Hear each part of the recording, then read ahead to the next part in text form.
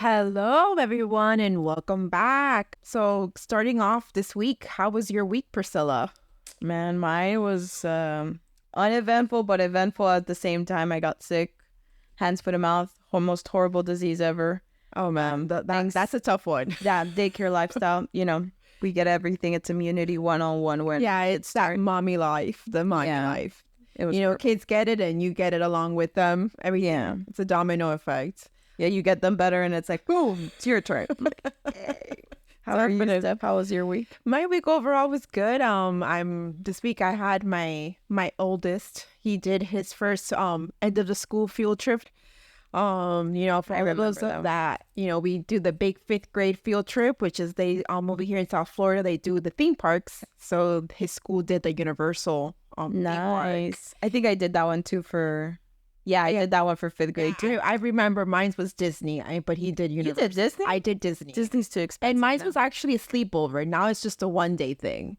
But 5th grade sleepover. Yeah, mine was a sleepover. You're coming back. Yeah, it's not the same anymore. It's changed, but 90s. But yeah, this week this field trip for me was like a kind of like a mommy moment in the sense of my son is like, I feel like he's no longer a baby, because it is like, for sure he's a preteen. He's a preteen. Yeah, he's 12 now. But I was very proud of him to see him step out of his comfort zone. Because he's always been very reserved. He's very, he's not the most social person. I love how he tells me when he went on the trip, I was like, hey, are any of your friends going on the trip so you can have fun? And he was like, no, Mom, my one good friend that I really had this class and this 5th grade class, he just moved. So he was kind of disappointed, but he was like, now I understand why he couldn't go on the trip. But so I was like, okay, do you have any other friends? And he goes, Mom, I don't have friends right now. I have acquaintances. What? This is a 12-year-old acquaintances. So don't worry, Mom. I have people to talk to. They're just not like my friends. They're my acquaintances. So I was like, wow. Like I was really like mind blown by that comment. Talking to Matthew's like talking to a little old man. Yeah, like a little old man. But he's like, I'll be fine, Mom. So for me, I was very proud to see him go because he's always him. Titi right here sitting next to me knows that he's very reserved. He's very, he's very much an introvert. Yeah, to himself. And for him to do this trip and to go to a theme park, I was very proud of him. He sending me pictures and selfies of himself. It was a true mommy proud moment. So I'm very happy to see my baby grow. That's cute. So let's get into the topic for today, which is interesting. That we've mentioned Matthew because it's something that he struggles with, and me too, which is anxiety. And we wanted to kind of get into this topic, and I know there's so much content now about anxiety and people talking about their anxiety and the struggles that they have with it. And I think it's something that's actually increased in awareness of it. That For sure. Before probably it was just a feeling, but it was unnamed. And so we wanted to kind of touch this space because it's something that in this last year I've been struggling with like a lot. Extreme on high levels. Like, high levels. Very high levels, to the point, that I had to like, seek therapy and somebody to talk with. And so I wanted to touch this topic because I know that it's something that a lot of people do struggle with it. For all of those who watched Inside Out 2, I think they did such a good point with anxiety. Yes, so they did a very good job in like pointing out how anxiety feels in the brain. Like her crazy eyes and like her hair and like just the way that she kind of got stuck. I was like, oh yeah, like I think that's how my brain works. We all now hear the word anxiety and we think of that little character. Yeah, Disney knows what it's doing. But yeah, so yeah, funny that you mentioned this. So like, yeah, there's a movie now that basically kind of talks about anxiety in a very nice way too for kids to also understand what's going on. And I think it even hit grown-ups. Because it hit me, and I was very like emotional in the process. So American Psychological Association describes anxiety as an emotional characteristic by feelings of tension, worried thoughts, and physical changes like increased blood pressure. It may feel like fear, but it's not the same as fear, but they're used interchangeably. Anxiety is considered a future-oriented, long-acting response broadly focused on a diffuse threat, whereas fear is an appropriate, present-oriented, and short-lived response to a clearly identifiable or specific threat. So that is American Psychological Association's description of anxiety. It's future-oriented. It feels like fear, but it's not necessarily fear. It uses your fear to kind of like get rowdy. Yeah. I would like to think. Yeah. It pumps it up. It pumps yeah, like there you go. You feel like a little bit of fear, and it's like anxiety goes like, oh wait, you're scared? Hold on. But what if this happens? This, that. And like it goes into like an overdrive. That's like how I like to think of anxiety. And it's necessarily not something that is a present actual threat. Sure. So it's not like, oh my God, the robber's here. There's like a gun pointed at my face. Mm-hmm. No, it's like, what if I were to walk into a store and there's like a robber that comes in and that happens? And then you start playing, what if I die? Yeah. What is going to happen with my children? Like, that's anxiety. You go down all the possible what ifs. Yeah. So that's the let's say the scientific medical way of describing anxiety. And then I wanted to also like bring out, because this is a podcast that we talk, faith, and we want to bring light to people, right? Of course. And faith is the cornerstone of why we're doing this. And so we wanted to bring the theological also, what the Bible describes anxiety. So Baker's Evangelical Dictionary of Biblical Theology defines anxiety as an uneasy feeling of uncertainty, agitation, dread, or fear. In the Bible, anxiety is frequently depicted as the common human reaction to stressful circumstances.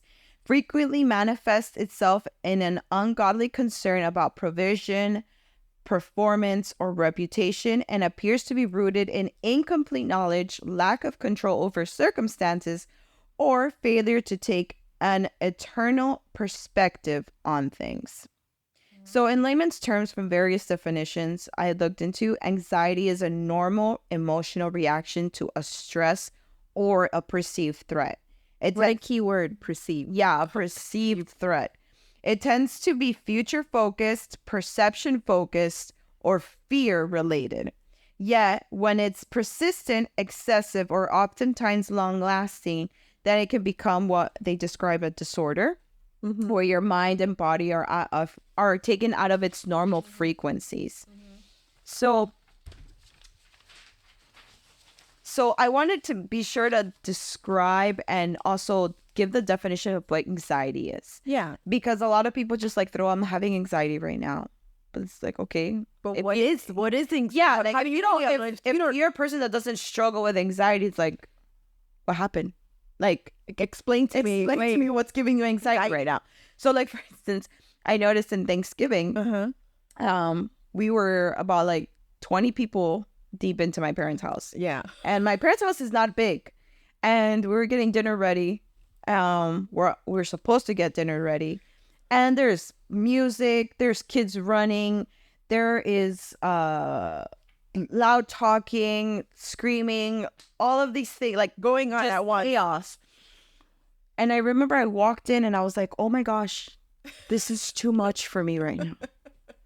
And like I just stood in the it was like what is going on right now? And like my brain started like kind of going into like a overload. Yeah. There was like too much information, too much sensory like input that I was getting into my system. And my husband looks at me, he's like, are you okay?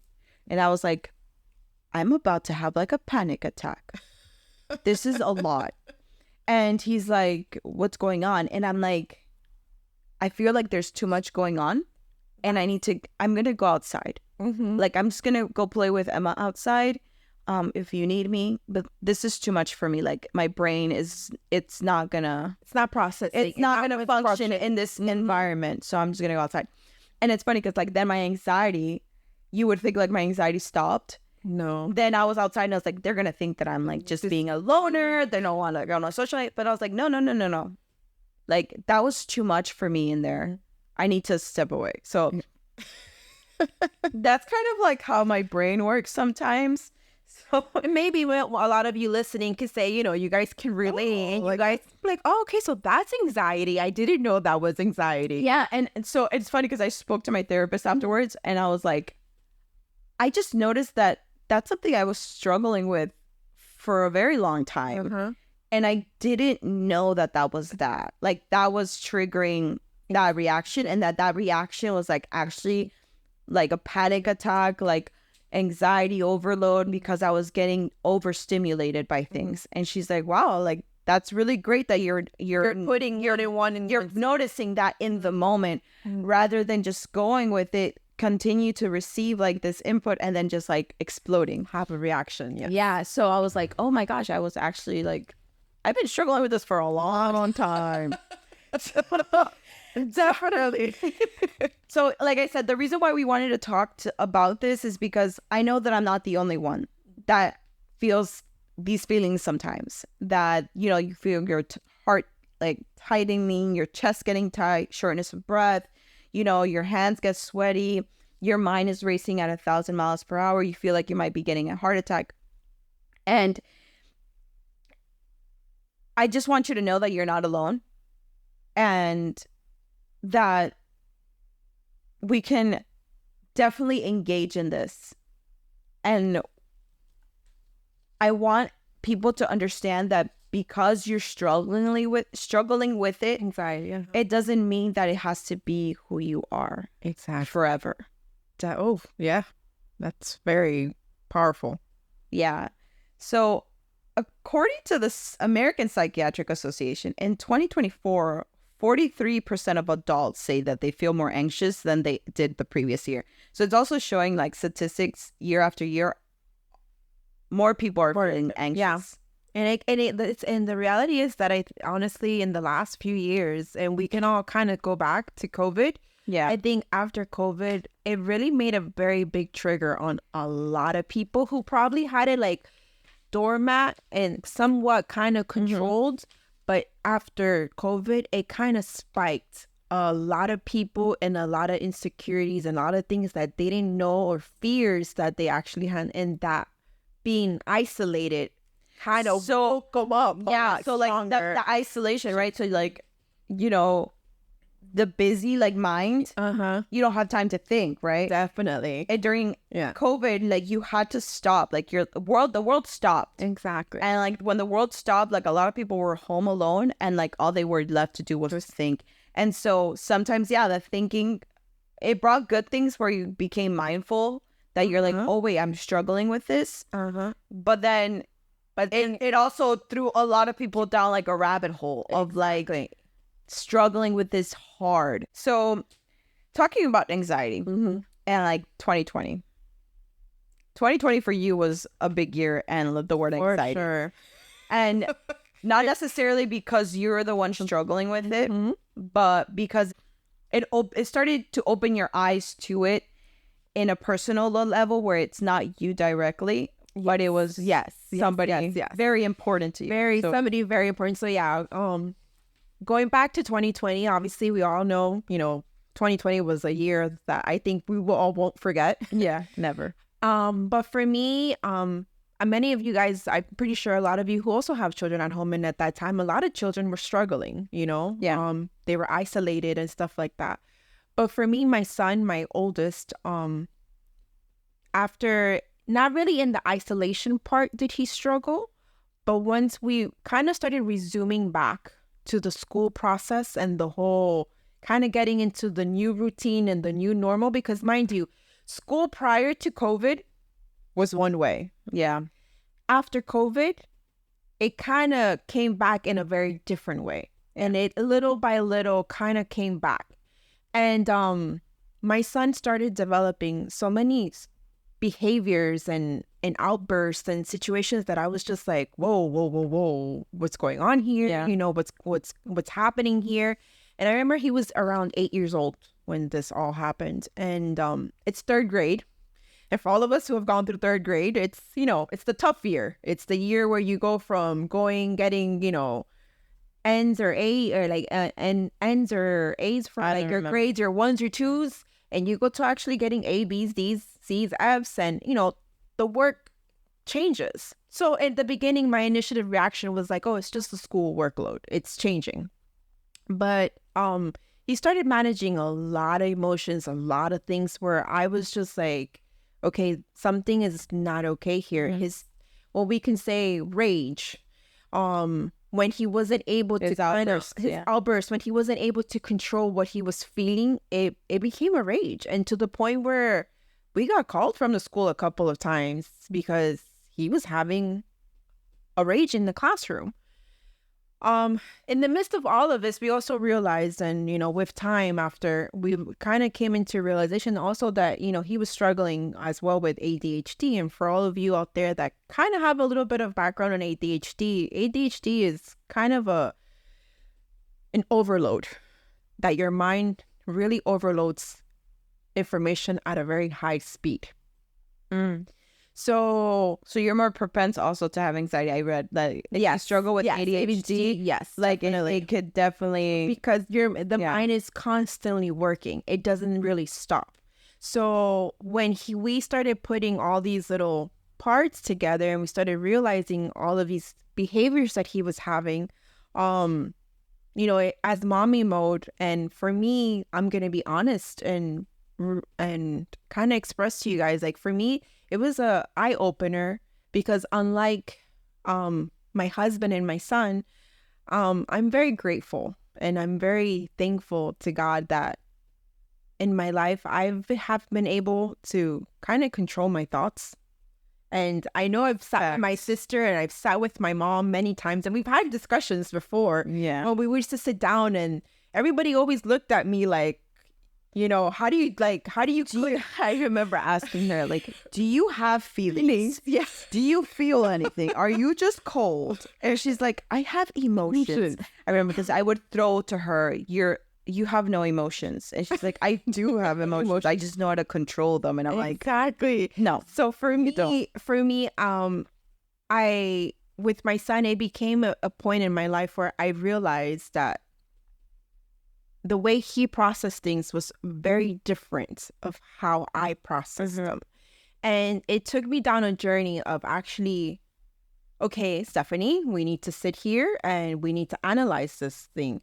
And, God, it's crazy because you say, God, when he sends you your children, he sends them with things that are complete opposites sometimes of what you feel. Yeah. But it comes with the purpose. And for me, my son, and even though my husband as well always struggled with anxiety and has struggled with anxiety, I'm going to be honest, I wasn't that empathetic to him. For me, a lot of the times when I would see him get like that, I would just look at him and I'd be like, I had a key word for him, and he used to really get annoyed with me when I would say it to him. And the word was relax. Just relax, Ruben. I would tell him all the time, just relax. And he would look at me with this face of like, you say it like it's so easy. Obviously, yes, I said it because for me, that was your default. It was my default. For me, it was the way that I was like, okay, Steph, these thoughts are coming in, but okay, click the button, relax, and let it go. And that's how it works for me. I wish. That's how it works for me. And he, a lot of the times, like I said, a lot of times he's like, that word, stop saying that word to me. But I, in my heart, I wasn't saying it with you. Weren't being like, you weren't trying to shut him up. You were just like, exactly. So as somebody that struggles with anxiety, I'm like, I get where he's like coming from. He's like, just shut up, relax, you saw. And it's like, no, it's not that easy. It's not that easy. So when my son came along with his struggles, I realized that I couldn't say that to him. That didn't work. My son, for me, both of my sons are a blessing. But my oldest, like my sister said earlier, he's like a little grown man. When you sit down and you talk to him, and he really has such clear understanding of so many things and what he feels and how he feels it. And And then even in the midst of all his moments of when we started working with him with his ADHD and his anxiety, he always confronted me in many things. And when he started confronting me and not being rude or just kind of stating facts to me, like, Mom, like, you know, you're saying this, but like, how do you say that when, you know, something with you? And he always kind of called me out, like, in the sense like, okay, Mom, you're telling me this, but you get angry for this. So I started kind of realizing, okay, hold on, Stephanie, take a step back. The way you're coming about it with him, you're not doing it correctly. You need to sit down and kind of actually talk to him and work your way through with him. Interesting, because he was calling you, like, so you would like call him out and confront him with like his situation. You'd be like, yeah, but you know what? You didn't do it good either. And it's so, like, for instance, I'm listening to that and I'm like,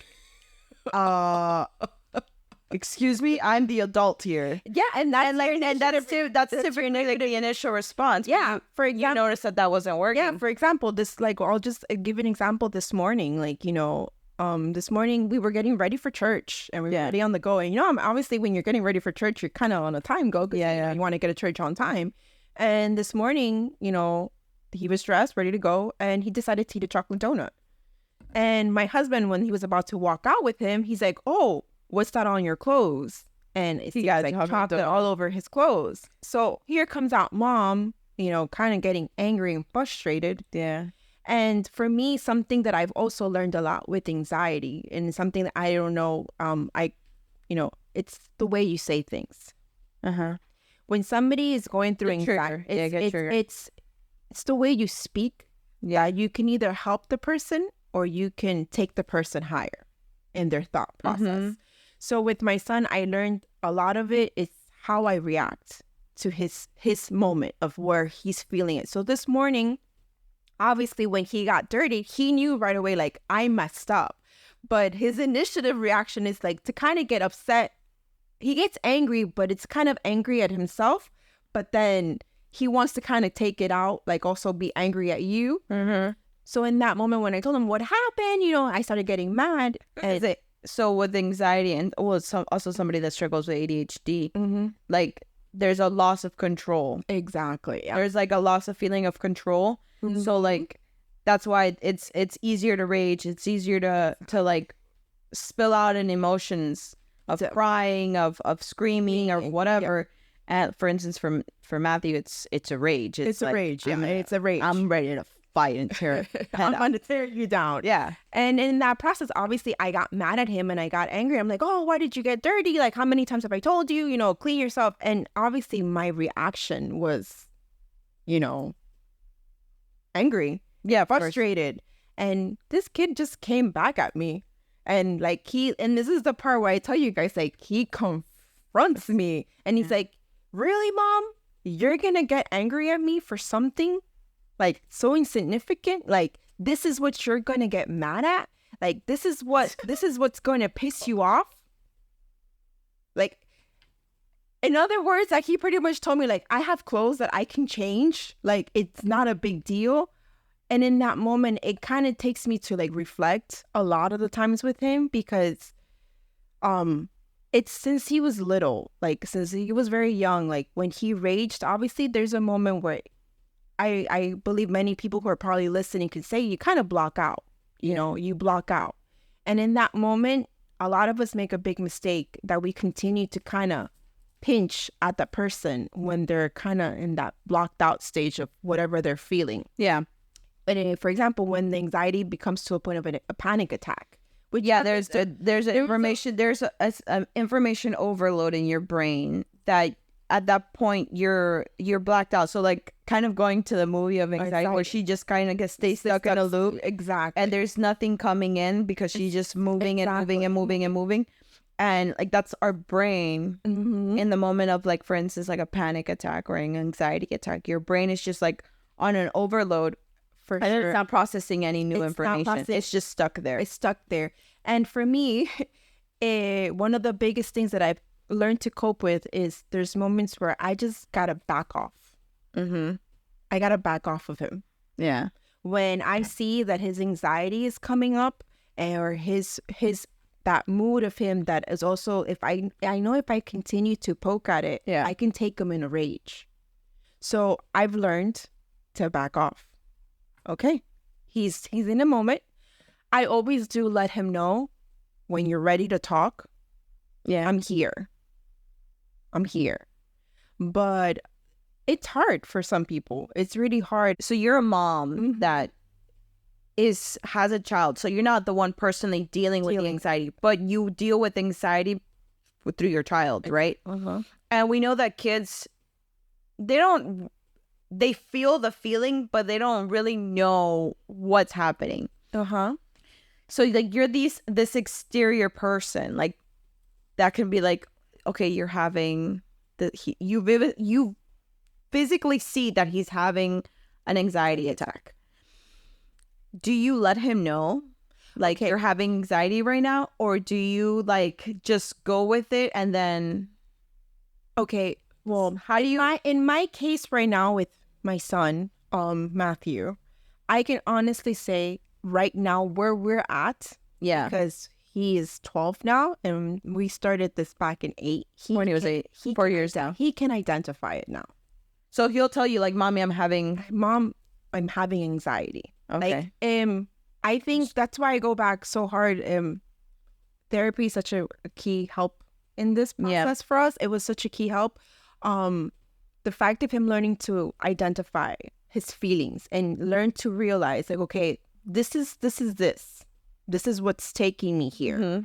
For him, there was a time where, being like you said, the day, like you were describing the day of Thanksgiving, the loudness, too much going on. I remember a few years ago when I used to take him to the aftercare in school. It was in the cafeteria, and there was a lot of kids yelling and screaming and running around for aftercare.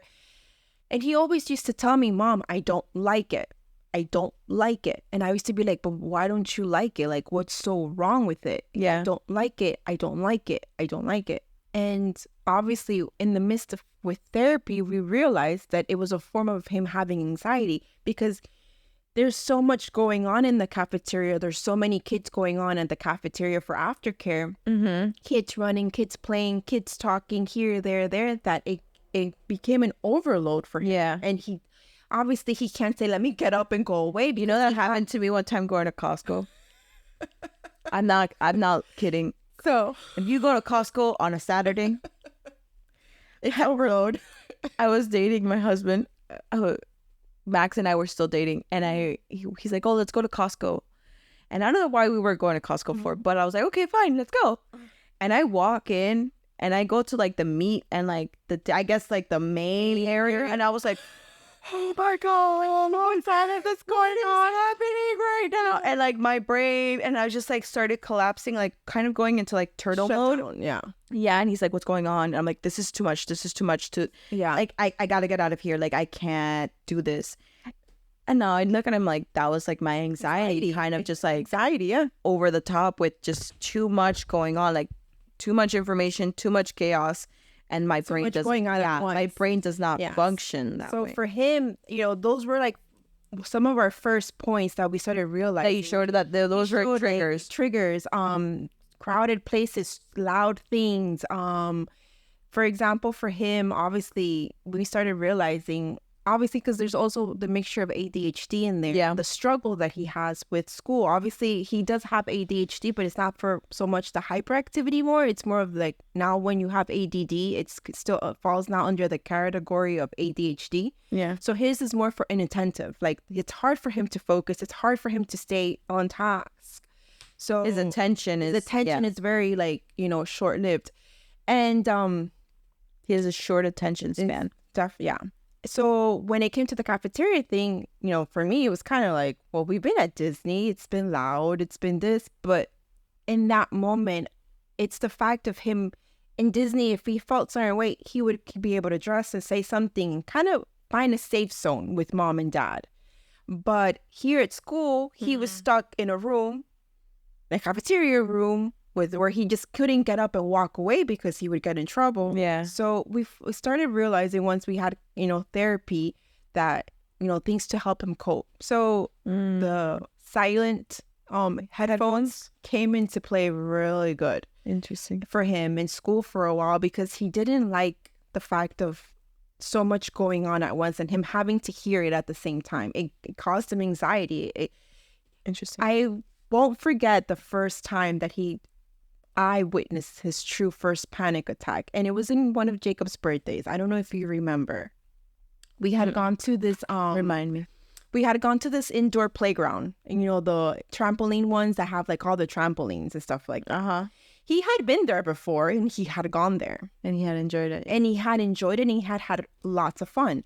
But mind you, this time when we went for Jacob's birthday, it was on a weekend, and it was super crowded. And I noticed when we got in, it's so amazing how the mommy instinct comes in. Because when he walked in, he was really excited to go in. But as soon as he came in and he saw the multitude of people, I saw a shift in his face, in his demeanor, his whole body shift. And I could see him trying so hard. I remember, yeah. So hard to you know what? I'm not going to allow this to take me down. But as a mom, I kept asking, are you okay? And he would just look at me like, stop asking me. Asking me, like, I'm fine. But I can see something he was struggling with, something. Crazy thing is that I'm here asking him. Obviously, my demeanor changes because I am worried that something's going on with him. And then my mom is asking me, what's wrong with you? So it's amazing how the mom instinct carries on. So I told my mom, I see something off on Matthew, but he won't tell me what it is. So whatever, we went off and they went to start jumping. And when they went to go jump, I remember I went with him and he was jumping. And he didn't last not even a minute. And I remember he got off and he grabbed my hand really hard. And he's like, I need to go, Mom. I need to go. Matthew. He grabbed my hand, Mom, I need to go. And I'm like, what's wrong? But why do you need to go? There's something happened. He right away grabbed my hand and he's like, feel my heart. Oh. His heart was racing. When I say racing, it was pounding out of his chest. So my initiative reaction was I grabbed him and I walked outside with him. And he's like, when we walked outside, he goes, Mom, you see, this is what I'm talking about. This is what I mean about the cafeteria. This is what I don't like. This hurts. It hurts. And I could just feel his little heart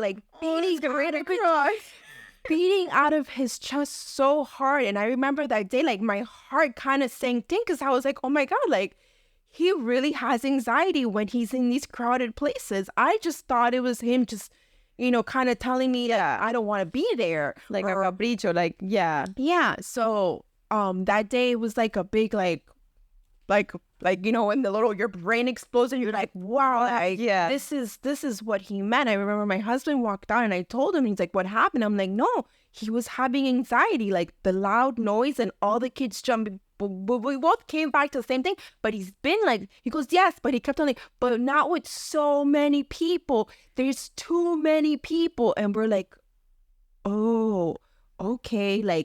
Depending, it's not that he can't be there. It's just when there's too much, it's too much for him. And that day was just I had to, he kind of put himself to a side and he sat down for a while. And as the evening went down that the kids kind of started leaving and there was less noise, that's when he went back and he engaged.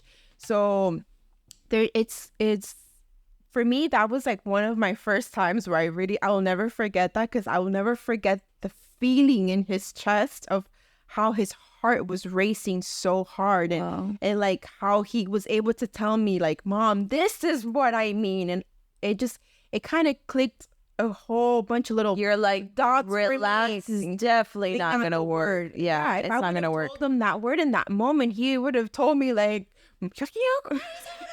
and he would have probably gone into a rage. Yeah. So once again, like I said, for me, my son Matthew is definitely my window. Yeah, your window to what is anxiety and the struggle with anxiety. And like I said, I feel bad sometimes with my husband because I was so harsh with him. Yeah. Many times when he would express, but I didn't really understand.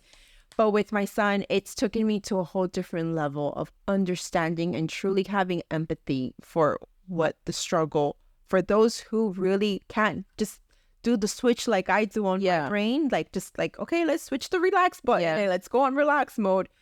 I've kind of really had an understanding now. And for me, my son, it's been a journey. And my sister, one of our future podcasts and one of our future episodes, we'll probably, go in a little bit more depth about it. But for me, my son, Matthew, really has taken me through a process of growth. Yeah. And a lot of it is with his emotions and his way of describing what he feels, how he feels it, and going back the way to that he processes emotions, and how he feels them, and like, because it's very different to you. Exactly. And like I said, going back to the question that you asked me a bit ago, I can honestly say where I'm at with Matthew right now.